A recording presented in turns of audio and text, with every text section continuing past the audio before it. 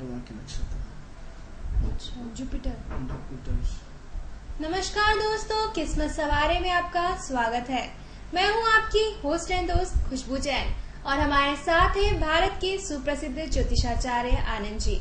नमस्ते आनंद जी। नमस्कार खुशबू जी, नमस्कार दर्शकों। दोस्तों, हमारी चर्चा चल रही थी गुरु के बारे में कि गुरु जो कि बुद्धि के स्वामी कहे जाते हैं कि हमारी उन्नति के जो संचालन करता है वो गुरु करता है। तो जानते हैं आनंद जी से कि गुरु का जो है हमारी बाकी राशियों पर क्या प्रभाव पड़ता है। जानते हैं मकर राशि के बारे में, लेकिन उससे पहले आपको बताना चाहूंगी कि ये कार्यक्रम सिर्फ आप ही के लिए है, आपकी समस्याओं का समाधान करने के लिए। चाहे समस्या नौकरी पाने से संबंधित हो या व्यापार में उन्नति पाने से संबंधित हो, या आपके बच्चे आपकी बात नहीं मान रहे हैं, या शैतानी बहुत करते हैं, या पढ़ने में उनका मन नहीं लग रहा है, या बीवी से आपकी लड़ाई झगड़े नोकझोंक चलती रहती है। तो जानते हैं आनंद जी से कि मकर राशि के बारे में वो क्या कहना चाहते हैं, और कोई भी समस्या के बारे में जानना चाहते हैं तो हमारे स्क्रीन पे जो नंबर फ्लैश हो रहा है उस पर संपर्क करें। उस पर संपर्क करने से आपकी समस्या का समाधान अवश्य होगा। आनंद जी, बात करते हैं मकर राशि की। तो मकर राशि के ऊपर गुरु का क्या प्रभाव है? खुशबू जी, सबसे पहले तो मैं आपको ये बताना चाहूंगा कि जैसे गुरु की हम चर्चा कर रहे हैं, लगातार चर्चा कर रहे हैं। अब सबसे पहले हमने पिछली बार भी बताया था आपको, लगातार हम गुरु के विषय में बात कर रहे हैं कि बुद्धि और विवेक की प्रधानता व्यक्ति को होना चाहिए जी।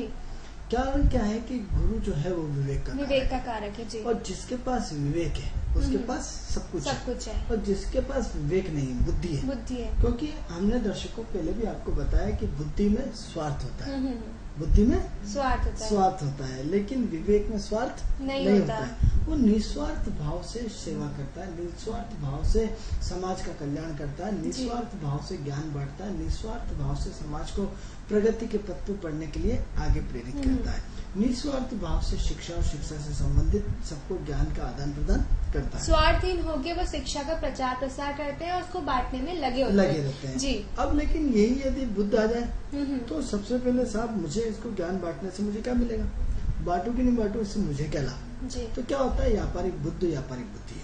कौन सी बुद्धि है? व्यापारिक। तो हमें क्या होता है, जैसे ही बुद्ध आता है तो बुद्धि क्या होता है, व्यापारिक मापदंड करना शुरू कर देती है कि मैं इससे संबंध रखूं या न रखूं, इसकी मदद करूं या न करूं। तो ये बुद्ध का जो वो गुरु के साथ आने से ऐसा होता है। बुद्धि और विवेक दोनों एक ही पाठ के दो अलग अलग बिंदु है। दोनों, बुद्धि में भी ज्ञान होता है, विवेक में भी ज्ञान होता है, लेकिन एक इसमें जो महत्वपूर्ण चीज आती है वो एक स्वार्थ और एक निस्वार्थ होता है। दोनों चीजों में डिफरेंस पार्ट है कि जो बुद्ध है वो खुद के व्यक्तिगत जीवन के लिए काम करता है, लेकिन गुरु जो है वो दूसरों के लिए, समाज के कल्याण के लिए काम करता है। सर्वे भवन्तु सुखिनः सर्वे सन्तु निरामया। अब इसका एग्जाम्पल देखिए कि एक गुरु रहता है, ज्ञानी रहता है, एक विद्वान आदमी रहता है, एक गुरु के पद पे जो आसीन रहता है वो हमेशा जीवन भर बांटता रहता है। आप देखिए कि खुद एक सामान्य जिंदगी जी करके एक ब्राह्मण आदमी गुरु तुल्य होता है, एक ज्ञानी आदमी गुरु तुल्य होता है, एक विवेक व्यक्ति गुरु तुल्य होता है। एक मास्टर के पास क्या होता है, कुछ नहीं होता, लेकिन जीवन भर उसके द्वारा बनाए हुए हजारों शिष्य को प्रधानमंत्री बनता है, कोई मुख्यमंत्री बनता है, कोई उनके द्वारा बांटी हुई शिक्षा के थ्रू वो कितने आगे पहुंच जाते हैं। लेकिन वो गुरु वहाँ के वही रहते हैं जी। उसके बाद उन्हें बिना किसी लालच, स्वार्थ और बिना किसी उसको निरंतर वो ज्ञान को बढ़ाते रहते हैं। तो अब क्या होता है, बुद्धि में अरे मैंने उसको बताया था और ऐसा हुआ है, लेकिन ज्ञान विवेक में आदमी निस्वार्थ भाव से कि कोई जैसे किसी ज्योतिष के पास पूछने आया, क्योंकि गुरु भी एक उसका एक शब्द है, तो उसने निस्वार्थ भाव से उसने मदद करी। लेकिन क्या हो रहा है कि आज कलयुग है, कलयुग में ज्ञान की परिभाषाएं बदल गई है जी। आज ज्ञान बिकने लगा है। आज ज्ञान को मौलिक रूप से जो है वो धन के माध्यम से देखा जाता है। अब भौतिकता में आज के जमाने में जो विचार विलुप्त होते जा रहे हैं। आज कोई भी व्यक्ति आपका जो आकलन करता है वो बुद्धि और विवेक से नहीं करता है। वो आपके पास कितना धन है, कितना धन आप अर्जित कर रहे हैं कि वो आपको इससे आकलन करता है कि आपकी भौतिक संरचना क्या है, आपका भौतिक आधार क्या है, आपकी भौतिक विवेचना क्या है, आपका भौतिक फाउंडेशन क्या है, आपके गाड़े घोड़े कितने, आपके बंगले कितने, आपकी वेशभूषा क्या है। यानी क्या होता है, वो आपको ज्ञान से तुलना नहीं करता। अब एक एग्जांपल ले लीजिए कि किसी एक व्यक्ति के यहाँ एक ज्ञानी आदमी आया, उठेगा भी नहीं, प्रणाम करके उसको बैठना पड़ेगा। और एक यदि करोड़पति आया तो आदमी बिल्कुल खड़े हो जाता, नतमस्तक हो जाता, आइए साहब आइए साहब। तो क्या हुआ कि प्रथम प्राथमिकता, जबकि वो पढ़ा लिखा नहीं है, बदमाश है, गुंडा है, सब कुछ है, लेकिन करोड़पति धनी है, लेकिन उसकी वजह से पहले ज्ञानी आदमी को पूछा नहीं जाएगा, पहले उस आदमी को पूजा जाता है। तो ये समाज की सबसे बड़ी विडंबना है कि आज गुरु जो है वो दिशा बदल रहा है। आज गुरु का जो स्थान होना चाहिए उस रूप में उनको स्थान को महत्व नहीं मिल पा रहा है। इसके लिए पूरा का पूरा समाज दोषी है, पूरा का पूरा हमारी संरचना दोषी है। इसके लिए पूरा का पूरा संरचना, क्योंकि ज्ञान कोई सुनना ही नहीं पसंद करता, क्योंकि हर व्यक्ति इतना तनाव में रहता है, इतना टेंशन में रहता है, इतना अपनी परिस्थितियों से दिन भर लड़ता रहता है कि उससे ज्ञान शब्द ये सब क्या बकवास लगने लगती है। लेकिन जब पूरी तरह वो थक जाता है, जीवन में पूरी तरह परेशान हो जाता है, तो उसे वापस इसी और आना पड़ता है, इसी और झुकना पड़ता है, उसी झुकना पड़ता है।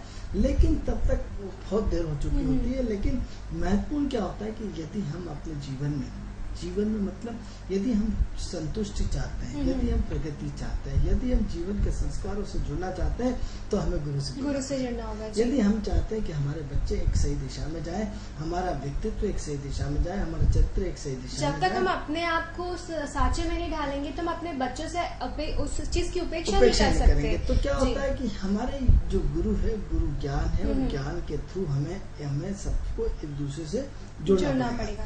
तभी हमारी गुरु की चर्चा करना आपसे सार्थक होगी। नहीं तो कोई मतलब नहीं है, कोई होता नहीं। ऐसे बहुत सारे गुरु की चर्चा होती है, बंद हो जाती है।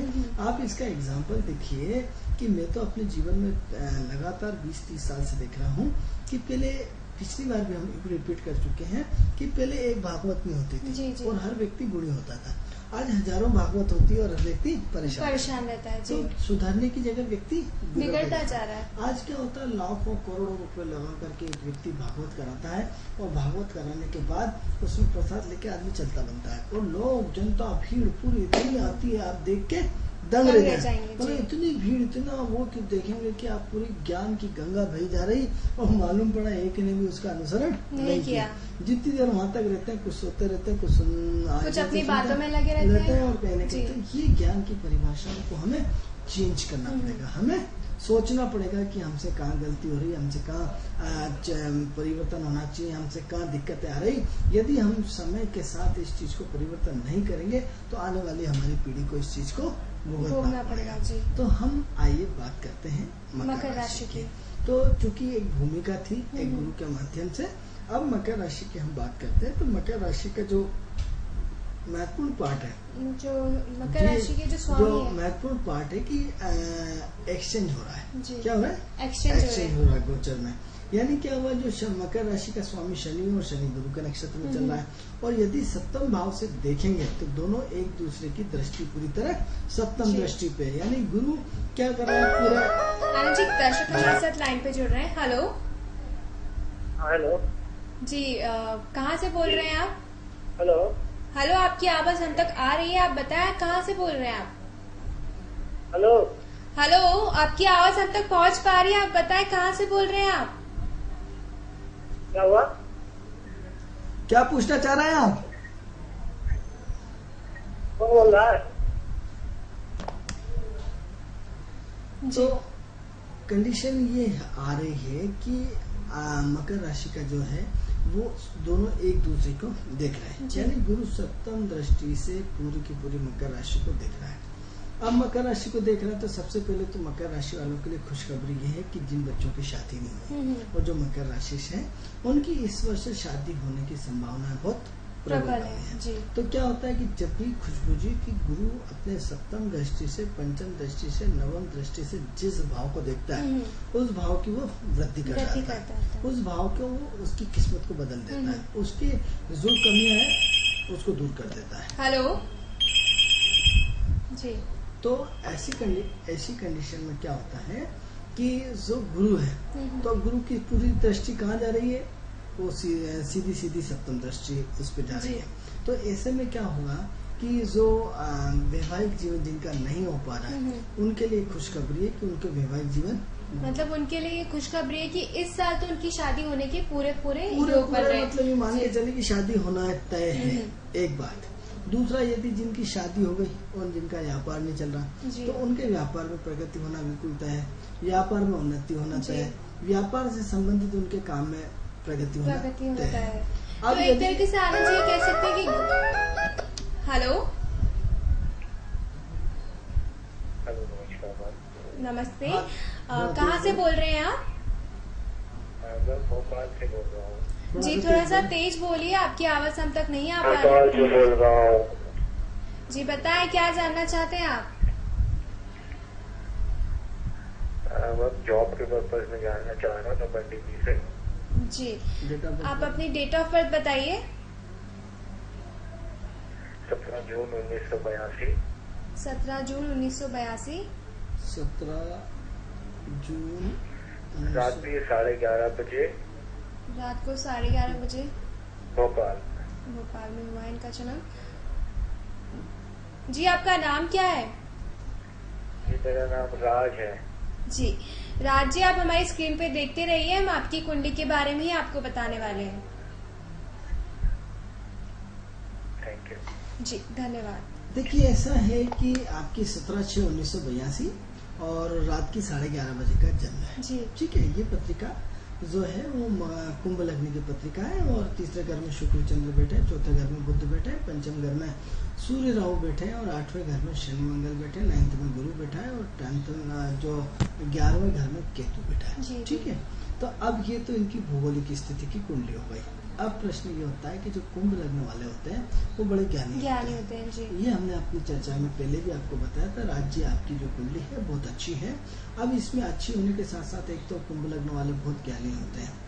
अब कुंभ लगने वालों की सबसे विशेषता ये होती है कि एक इनको पार्टनर की जरूरत होती है। अब यदि एक पार्टनर इनको मिल जाए तो ये आसमान में भी पुल बना सकते हैं और यदि इनको एक पार्टनर ना हो तो जीवन में कुछ भी नहीं कर पाएंगे। तो एक तो इनके साथ इनका एक पार्टनर होना 24 घंटे होना चाहिए। तो यदि इनके पार्टनर रहेगा तो ये बड़ी से बड़ी समस्याओं को अकेले सॉल्व कर लेंगे। और यदि जरा सा भी ये अकेले हों तो फिर ये अपने आप को बहुत सारी समस्याओं से घिरे हुए मानते हैं। अब बेसिक फाउंडेशन देखा जाए जो इसमें जो महत्वपूर्ण चीज है, इसमें 2-3 घर, इसमें 4 घर इसमें बहुत महत्वपूर्ण है कि एक तो सूर्य राहु का पंचम घर में बैठना। सूर्य राहु का ग्रहण योग बना हुआ है। अब सूर्य राहु का ग्रहण योग बनने से क्या होता है, पंचम घर होता है प्रसिद्धि का, पंचम घर होता है नॉलेज का, पंचम घर होता है बड़े बड़े लोगों से मिलने का, पंचम घर होता है सरकार का। तो अब क्या होता है कि जो आपके रोज नए नए लोगों से मिलते हो, रोज आपके अच्छे अच्छे लोगों से संपर्क है, लेकिन उसका आप फायदा नहीं उठा पाएंगे राहु के आने से। सूर्य राहु के ग्रहण योग बनने के कारण क्या होता है कि जहाँ आपको होना चाहिए वहाँ आप अभी तक नहीं पहुँच पाए। उसका कारण ये है कि सूर्य जब भी आपको सफलता मिलता है लास्ट बाउंड्री पे कोई आके एंड कर देता है। तो उसमें क्या ग्रहण लग जाता है सूर्य राहु का।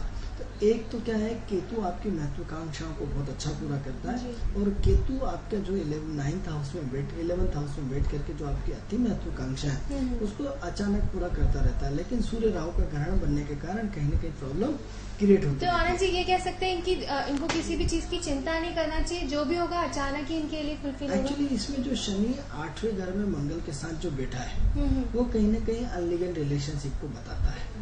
अब अनलीगल रिलेशनशिप क्या होता है कि कहीं न कहीं व्यक्ति के दिमाग में आगे फास्ट भागने की, कहीं न कहीं कुछ न कुछ करने की सोच लगातार बनी रहती है। ऐसी सोच जो जीवन में चेंज मतलब ऐसा चेंज जो व्यक्ति को जीवन में कुछ परिवर्तन चाहते हैं, कुछ ऐसा परिवर्तन जो खुद नहीं चाहते, खुद नहीं जानते, खुद को नहीं पता है कि क्या चाहते हैं, लेकिन चेंज चाहते हैं। उन्हें सब कुछ होना चाहिए। क्या होना चाहिए खुद को नहीं मालूम। आराम से बैठा व्यक्ति सोच रहा है कि कुछ न कुछ लाइफ में चेंज होना चाहिए, लेकिन चेंज का स्वरूप क्या है, कई बार आ रहा है और कई बार नहीं आ रहा है, तो पता ही नहीं पड़ रहा है कि हम किस टाइप पे खड़े हैं। तो इसे एक तरीके से बोल सकते हैं कि ख्याली पुलाव बनते रहते हैं इनके मन में। विचार तेज गति से आएंगे और चले जाएंगे। अब हम ये तो हमने वैदिक ज्योतिष के हिसाब से बात करी। अब हमारी कृष्णमूर्ति पद्धति के हिसाब से जो मेन है उसमें बात करते हैं कि इस कुंडली की सबसे अच्छी विशेषता है कि एक तो दो ग्रह वक्री है, गुरु वक्री है और शनि वक्री है। जब भी गुरु मित्रों दर्शकों, यदि जब कोई ग्रह वक्री होता है तो व्यक्ति को एक्स्ट्रा ऑर्डिनरी बना देता है और इतना एक्स्ट्रा ऑर्डिनरी बना देता है कि व्यक्ति कहीं ना कहीं बहुत सारी चीजों का ज्ञाता हो जाता है, विशेषज्ञ हो जाता है, बहुत अथा नॉलेज में हो जाता है, या उसका वर्चस्व बहुत हाई लेवल का हो जाता है, या उसकी पहुंच एक आम आदमी की तरह नहीं होती है, एक हाई लेवल के हो जाता है। तो सबसे पहले तो कुंडली अच्छी हुई, असाधारण हुई, 2 ग्रह वक्री हो गए। अब इसमें जो महत्वपूर्ण चीज है कि एक तो राहु बहुत कंफ्यूजन में रखता है, क्या रखता है, कंफ्यूजन में, असमंजस रखता है, अनिर्णय की स्थिति में रखता है। कहीं ना कहीं बातें सब बड़ी बड़ी होंगी, करोड़ों रुपए की होंगी, अरबों रुपए की होंगी, खरबों रुपए की होंगी, लेकिन उसके रिजल्ट कभी आएंगे, कभी नहीं आएंगे, क्योंकि धर्म और अधर्म के चक्कर में उलझे रहेंगे, सत्य और असत्य के चक्कर में उलझे रहेंगे। तो दिमाग तो आपका 24 घंटे रात में जब सोएंगे तो 24 घंटे आपके दिमाग की लाल बत्ती हमेशा जलती रहेगी, आप सो पाएंगे नहीं सो पाते, ये एक बहुत इम्पॉसिबल बात है। 2013 में आपको नींद नहीं आई होगी, या 2013 में बहुत अलग तरह की जिंदगी रही होगी, विचलितता रही होगी, लेकिन सवाल ये हो रहा है कि जो आपकी चिंतन मनन जो टू बी कंटिन्यूस है, वो लगातार आप में चेंज चाहता है, परिवर्तन चाहता है, कहीं ना कहीं जिंदगी को, जीवन जीने की गति को चेंज चाहता रहता है। अब प्रश्न ये उठता है कि 2010 से आपकी चंद्रमा की महादशा शुरू हो गई। चंद्रमा जो हम देखते हैं 2 और 6 से और 4, 8, 12 से जुड़ा हुआ है। अब एक तो इनकी लाइफ में वापस एक 4 व्हीलर गाड़ी लेने के योग बनते हैं, वो मतलब आपके 2015 स्टार्ट में बनते हैं। तो एक 2015 में आपके कहीं ना कहीं अचल संपत्ति के योग बनते हैं, अचल प्रॉपर्टी के योग बनते हैं, वाहन, गाड़ी या प्रॉपर्टी कुछ न कुछ लेने के योग बन रहे हैं कि कहीं ना कहीं इन्वेस्ट करेंगे, बिल्कुल इन्वेस्टमेंट करेंगे और कहीं ना कहीं कुछ न कुछ होगा, तो ये तो पक्का है। लेकिन क्या है, मन की असंतुष्टि के कारण ये कहीं न कहीं दौड़ते रहते हैं, भागते रहते हैं। आज दिन भर सुबह से शाम इनका कैसे बीत जाता है इनको नहीं मालूम, मतलब सुबह से चलते हैं और रात की 11 बजे घड़ी मिला के देख लो, मालूम पड़ा कभी कुछ बहुत कुछ करा और कभी कुछ नहीं करा। तो दिन भर इनका इधर उधर दिन भर चलता रहता है, तो जिसके कारण कहीं न कहीं इनके दिमाग में व्यस्तता होती रहती है, कहीं न कहीं दिमाग में दिन भर कुछ न कुछ माहौल बना ही रहता है। अब ऐसी कंडीशन में कहीं न कहीं जो चंद्रमा है वो इनकी अस्थिरता को बढ़ा रहा है, कहीं न कहीं इनकी सोच में परिवर्तन कर रहा है।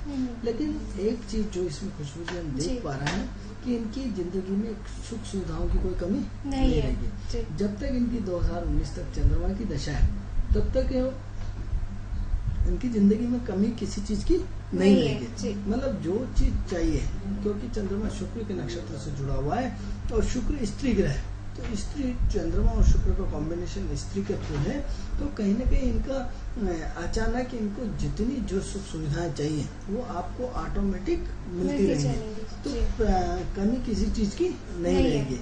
अब कमी किसी चीज की नहीं रहेगी, लेकिन आप अपने आप को भी चेंज नहीं कर पाएंगे, कहीं भी आप जैसे मस्त मोला है वो मस्त मोला ही रहेंगे। तो ये आपकी जो जिंदगी है बड़ी मस्त मोला है, अजीब तरह की है और सस्पेंसपूर्ण है। सस्पेंसपूर्ण यानी आपके जीवन का रहस्य कोई नहीं जान सकता, यानी आप हमेशा क्या रहेंगे, रहस्यमय आदमी बने रहेंगे। लास्ट मोमेंट तक आप अपने कभी पत्ते नहीं खोल पाएंगे। आपके अपने वाले, अपनी पत्नी, आपकी जो भी आपका परिवार, कोई भी आपको बिल्कुल भी समझ नहीं पाएगा, कभी कुछ। हाँ, लेकिन जिसने भी समझने की कोशिश करी वो चक्कर उसको आ जाएंगे, लेकिन आपका कहीं भी पार नहीं लगने वाला। तो ये है कि कब कौन सा निर्णय ले लेंगे आपका कोई भरोसा नहीं, क्योंकि केतु जुड़ा हुआ है, तो केतु क्या करता है, सब सडनली निर्णय लगता है। तो ये जो निर्णय ये लेंगे वो मतलब इनके लिए अच्छे रहेंगे, या मतलब बोल सकते हैं कि देखिए ऐसा है कि 2009 से लेकर 2019 तक तो ये अच्छे स्टाम्प पे लिखा पढ़ी करके लाए कि इन्हें कोई दिक्कत नहीं है। इन्हें पकड़ के अपन जंगल छोड़ के आते हैं, जंगल में भी ये कमा खाएंगे, यानी जंगल में भी मंगल करके आएंगे। इन्हें बिल्कुल बंद करके अपन पेटी में पेट करके इन्हें जंगल छोड़िया तो भी ये जंगल से कमा खाएंगे। तो इन्हें किसी चीज की कमी नहीं है, जो मस्त मोला रहते हैं। क्या रहते हैं, मस्त मोला, अपने में ही मस्त रहते हैं, उन्हें कोई सुधबुत नहीं रहती। जो आया ठीक है, नहीं आया ठीक है, टाइम से खाना मिल गया ठीक है, नहीं मिला तो भी ठीक है, चल रहा है। हाँ, ऐसा कोई वो नहीं है, पैसे हैं तो ठीक है, नहीं है तो ठीक है। जी, एक बार दर्शक लाइन पे जुड़ रहे हैं। हेलो जी, कहाँ से बोल रहे हैं आप? भोपाल में। मैं राजा बोल रहा हूँ। आप कौन जी? आप कौन बोल रहे हो? टीवी चैनल से बोल रहे हैं भैया। आपने कहाँ लगाया फोन? हेलो जी बताइए। तो क्या है कि मस्तमौला आदमी है और मस्तमौला ही रहेंगे, इनके नेचर में हम परिवर्तन नहीं कर सकते। 2019 तक जैसे इनकी जिंदगी की चंद्रमा की दशा रहेगी तब तक ये आदमी अपनी मस्ती में मस्त रहेगा और अपने एडजस्टिव नेचर रहेगा। जी जी एडजस्टिव रहेंगे कि जिसकी कोई कल्पना नहीं है। तो ऐसे में क्या होता है कि एडजस्टिव इनका भरपूर नेचर रहेगा, कोई दिक्कत नहीं आएगी। तो अब प्रश्न ये उठता है कि इनको आगे क्या करना है। तो आगे इनको सबसे पहले ये करना है कि अपने जीवन का मापदंड तय करना है।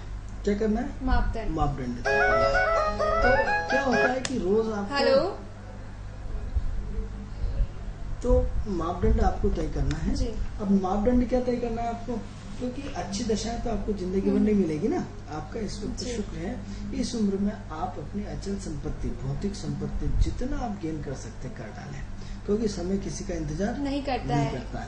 तो 2019 तक ईश्वर ने आपको समय दिया है, तो अननेसेसरी सारे खर्चे बंद करें और कोई प्रॉपर्टी, जमीन, मकान या अपना घर या घर से संबंधित जो भी इन्वेस्टमेंट है वो सारी चीजें करें, जिससे क्या है आपकी लाइफ में एक थोड़ा सा एक नया फ्लो है। क्योंकि आप बचत नहीं करते हैं, आप जो पैसा है खर्च कर देते हैं। जी। तो जैसे मैंने खुशबू जी आपको बताया कि जो मस्तमौला लोग रहते हैं वो अपनी मस्ती में मग्न रहते हैं और अपने पर ही खर्च करना जानते हैं। किसी में भी उनका मस्ती में जीवन रहता है। तो चंद्रमा इनका पूरी तरह 4-8-12 से जुड़ा है, पूरी तरह 2-6 से जुड़ा है।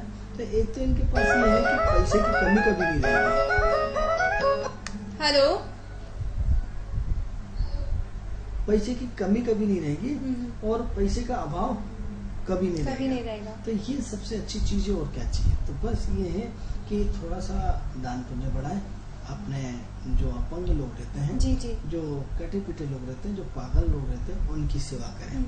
यदि उनके लिए काम करेंगे, उनकी सेवा करेंगे तो इनकी तरक्की का ग्राफ और ऊपर हो जाएगा। क्योंकि जीवन में इन्हें एक सूत्री कार्यक्रम चलाना चाहिए कि जितने भी पागल हैं, जितने भी अपंग हैं, इनके लिए हम क्या कर सकते हैं, इनको ये सोचना चाहिए। और सोच करके जीवन में ऐसी चीज करना चाहिए कि उनको खाना पीना रहना सारी चीजें मिले।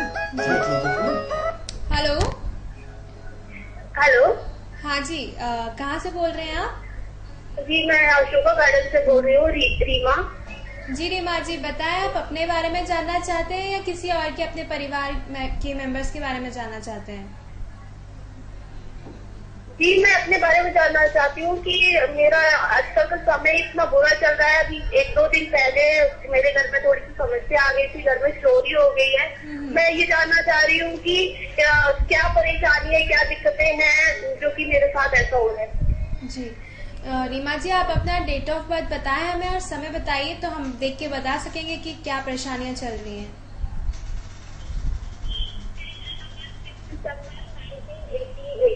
एक बार वापस से क्लियरली बताइए क्योंकि आपकी आवाज हम तक नहीं पहुंच पाई थी। 6 दिसंबर 1988। 5 दिसंबर 1988। समय बताइए। समय सुबह का 4:15। 4:15। 5 दिसंबर को आपका जन्म हुआ है? जी। कहाँ पे हुआ है? झांसी। जी, आप इतना हंस रहे हैं, हमें समझ में नहीं आ रहा कि आपकी हंसी की वजह क्या है।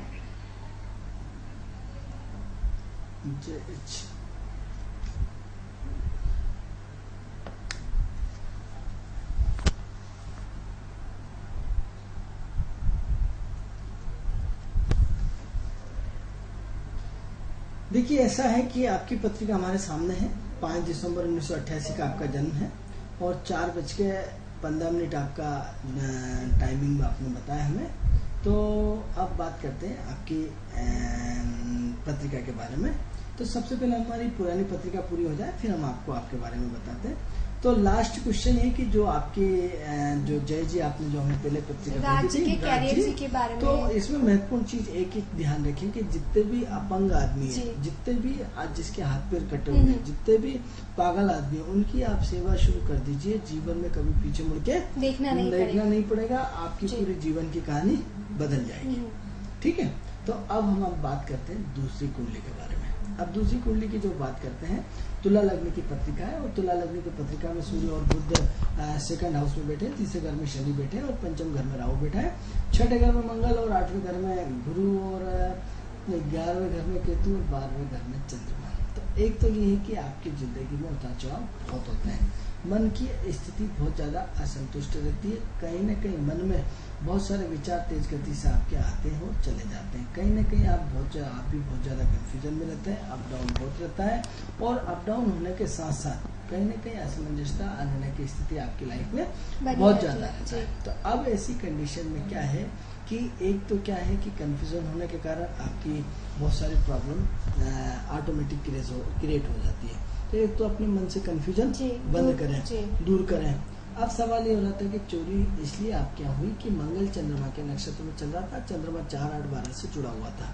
तो 4, 8, 12 यानी कहीं न कहीं कोई न कोई चोर आपके मिलने जुलने वाला है, कहीं न कहीं आपसे जुड़ा हुआ है, कहीं न कहीं किसी गोल चेहरे का व्यक्ति दुबला पतला हमें दिखाई दे रहा है जिसने आपके घर से चोरी करी है। तो कहीं न कहीं यूँ मान के चलिए कि एक गोल चेहरे का व्यक्ति दुबला पतला लंबा होना चाहिए और उसने आपके यहाँ से चोरी करी। आप ये ध्यान करिए कि आपके यहाँ गोल चेहरे का व्यक्ति कौन है, और गोल चेहरे के साथ साथ वो गुस्से का तेज है, ठंडा और गर्म दोनों है, चेहरे पे आकर्षण है, और कहीं न कहीं आपसे इमोशनल जुड़ा हुआ है। तो मतलब परिवार से ही जुड़े हुए हैं, इनके परिवार में से कोई एक जन हो सकता है, परिवार से ऐसा व्यक्ति जो आना जाना लगाता हो, ऐसे व्यक्ति को आप ये हम आपको हिंट दे रहे हैं कि एक तो गोल चेहरा है, दुबला पतला है और एक्टिव बनना है, गुस्से का तेज और ठंडे गर्म दोनों दल का नेता है, और एक्टिव व्यक्ति है, बहुत मतलब ज्यादा लगातार इनके घर में उनका आना जाना बना हुआ है, और इमोशनल संबंध आपके जुड़े हुए हैं। तो ऐसे व्यक्ति की हिंट देना इतना कम नहीं होता, आप चाहे तो उससे अपना पता कर सकते हैं। तो एक तो आप चोरी पे ध्यान दें। दूसरा ये है, संभावना दिख रही है कि कहीं न कहीं चोर निश्चित रूप से मिलेगा, ये एक सबसे बड़ी खुशी की बात है। खुशबू जी, जब भी वक्रीय ग्रहों में यदि चोरी होती है तो उसमें सामान मिलने की पूरी संभावना बनी हुई है। हेलो हेलो जी। तो वक्रीय ग्रहों में जब भी चोरी होती है तो सामान मिलने की पूरी संभावना होती है। तो आप या तो रिपोर्ट कराएं या कुछ कराएं, जो भी हो अपनी फॉर्मेलिटी पूरी करें, आपको आपका सामान मिलने की पूरी संभावना है। यदि आपने हेलो मैडम, ब्रजेश बोल रहा हूँ। थोड़ा सा तेज बोलिए, आपकी आवाज हम तक नहीं पहुंच पा रही है। ब्रजेश बोल रहा हूँ। जी ब्रजेश जी, बताएं आपका जन्म समय और जन्म दिनांक। मेरा है 13 फरवरी 87। 13 फरवरी 1987। टाइम है रात को 1:30 बजे। रात को 1:30 बजे इनका जन्म हुआ है। तो 13 माने की 14 मान के चले? नहीं, 13 12 की रात थी। 12 की रात थी मतलब? हाँ, 12 की। जी, कहाँ पे हुआ है आपका जन्म? होशंगाबाद। होशंगाबाद में हुआ है। जी, क्या जानना चाहते हैं आप अपने बारे में? करियर के बारे में जानना चाहता हूँ, जॉब के बारे में। अभी क्या वर्क करते हैं? अभी आप क्या वर्क प्रोफाइल है आपका, क्या कर रहे हैं आप अभी? अभी मेरा ग्रेजुएशन हुआ है। जी, अभी इनका ग्रेजुएशन कंप्लीट हो गया, बट मेरे ख्याल से आपको कहीं ना कहीं अभी जॉब तो करना चाहिए, जैसे कि आपका 1987 का बर्थ है। 87 है जी। अभी कहाँ से बोल रहे हैं? अभी कहाँ से बोल रहे हैं आप? भोपाल में? कोला से बोल रहा हूँ। जी, आप अपनी टीवी स्क्रीन पे देखिए, हम आपके बारे में ही आपको बता रहे हैं। जी, धन्यवाद। चलिए, ऐसा है कि आपकी वृश्चिक लग्न की पत्रिका 13/2/1987 का जन्म है और रात की 1:30 बजे का जन्म है। तो एक तो क्या है कि आप बहुत घुट के जीते हैं, कुछ न कुछ अंदर ही अंदर खिचड़ी चलती रहती है, ऐसी खिचड़ी चलती रहती है कि जिसका क्या सोच नहीं सकते। 2009 से आपकी लाइफ में बड़ा परिवर्तन आया है और 2012 से तो हमारे हिसाब से पूरा परिवर्तन आ गया है, और हमें ये कुंडली दिखाई दे रही कि आपने हमसे झूठ बोला है और कहीं न कहीं 2013 में आपकी नौकरी लग गई होगी, या कहीं न कहीं आप किसी न किसी अच्छे पद पे ऑलरेडी काम कर रहे होंगे, ऐसा हमें प्रतीत होता है यदि आपने आपने सही दिया। क्योंकि शुक्र की महादशा चल रही, शुक्र दशम वृश्चिक, अब शुक्र बहुत शानदार तरीके से जुड़ा हुआ है, तो हमें ऐसा नहीं लगता है कि यदि आप बेरोजगार हैं या आप अपने करियर को लेकर। मित्रों, आपको ये बात हम बताना चाहते हैं, पिछली बार भी हमने आपको बताया था कि ज्योतिष से कभी आप झूठ मत बोलिए। ज्योतिष से मजाक करना आपको कई बार महंगा पड़ सकता है, आपकी जिंदगी खतरे में पड़ सकती है, आप बहुत सारे स्ट्रगल कर सकते हैं, क्योंकि ये एक पवित्र विद्या है, इतनी पवित्र विद्या है कि इसका सम्मान किया जाना चाहिए, क्योंकि विद्या हमारी नहीं है, ये ईश्वरीय विद्या है, और जब ईश्वरीय विद्या रहती है तो हमें उसका सम्मान करना चाहिए। एक बात, दूसरा ये है कि यदि आप फिर भी बोल रहे हैं तो हम आपके एक बार और बता दें कि 2013 में आपकी नौकरी लगी होगी, और लग करके कहीं न कहीं आपने कुछ न कुछ एक्टिविटी का फ्लो बना के रखा हुआ है। हाँ, वर्तमान समय में हो सकता है कि विगत 6 महीने से आप किसी नौकरी में आप असंतुष्ट चल रहे हो, आपने नौकरी छोड़ दी हो, या नौकरी में मई 2013 के बाद आपने नौकरी छोड़ दी हो, और मई 2013 के बाद कहीं न कहीं कुछ न कुछ आपको काम की तलाश हो, तो चिंता करने की कोई ज़रूरत नहीं है। आज से आपका समय चेंज हो रहा है, और उम्मीद करते हैं कि आज के बाद आपकी नौकरी वापस कहीं ना कहीं पुनः लग सकती है। और आज से ग्रह ने ठीक अभी आधे घंटे पहले अपना आपकी चंद्रमा का चेंज करा है, और चंद्रमा चेंज होते से ही आपकी लाइफ में आज से कुछ न कुछ निश्चित रूप से परिवर्तन होगा, और ऐसा मान के चलें कि ये परिवर्तन आपके लिए बहुत अच्छा रहेगा। दूसरा, मन की अस्थिरता को रोकें, बहुत सारे काम करते हैं और पकड़ते रहते हैं, हवाई पुलाव ज़्यादा रहते हैं। प्रेम संबंध आपके अच्छे खासे होना चाहिए, और प्रेम संबंधों को रोकेंगे तो ज़्यादा अच्छा रहेगा। तो कहीं ना कहीं आप काम करने का तरीका आपका बहुत अच्छा है, आप बहुत टिप टॉप रहते हैं, बहुत लग्जरियस रहते हैं, बहुत वीआईपी तरीके से रहते हैं, आपका जीने का अंदाज बहुत अच्छा है, आपका गुस्सा बहुत अच्छा है, आपकी एक्टिविटी का फ्लो बहुत अच्छा है, आपकी काम करने की एनर्जी बहुत ज़्यादा है, आपका काम करने का सिस्टमेटिक तरीका बहुत अच्छा है। बट ये है कि कहीं ना कहीं आप अपने आप से आज जो आपने झूठ बोला, वो हमें ऐसा लगता है कि आपने झूठ बोल करके गलत काम किया, या फिर हो सकता है मई 2013 के बाद आपकी नौकरी छूटी और आप कहीं ना कहीं वास्तव में बेरोजगार हो, या 8% पे आपने पुरानी नौकरी छोड़ करके और इस वक्त नौकरी की तलाश में होंगे। तो हम ये मान के चलें कि अभी आने वाला समय ज़्यादा टाइम नहीं है, आपकी नौकरी लगने की संभावना है बहुत अच्छी है। चूंकि हमारा समय हो चुका है, इसलिए आगे चर्चा जारी रखें। जी आनंद जी, समय सीमा की हमारे पास आभा हमेशा रहता है। अगले दिन हम वापस इन्हीं के बारे में चर्चा करेंगे, अगर ये फोन लगाएंगे तो। दर्शकों, किस्मत सवारी में फिलहाल इतना ही, अगले दिन फिर मिलेंगे नए किस्मत के साथ। तब तक के लिए नमस्कार। नमस्कार।